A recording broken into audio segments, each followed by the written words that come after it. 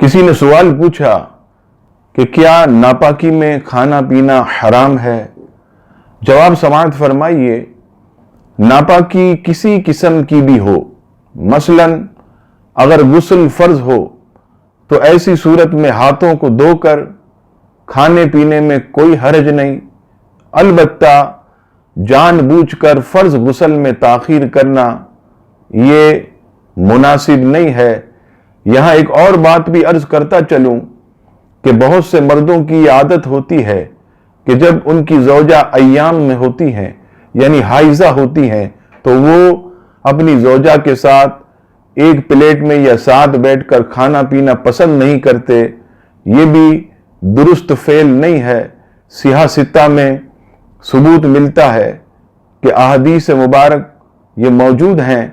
حضرت عائشہ صدیقہ رضی اللہ تعالی عنہا فرماتی ہیں کہ میں ایام میں تھی، محبوب کبریا صلی اللہ تعالی علیہ وسلم میرے ساتھ بیٹھ کر کھانا تناول فرماتے، تو ایسے کاموں کو عزیزان گرامی اختیار نہ کیا جائے جس سے اسلام کے اوپر لوگ انگلیاں اٹھائیں۔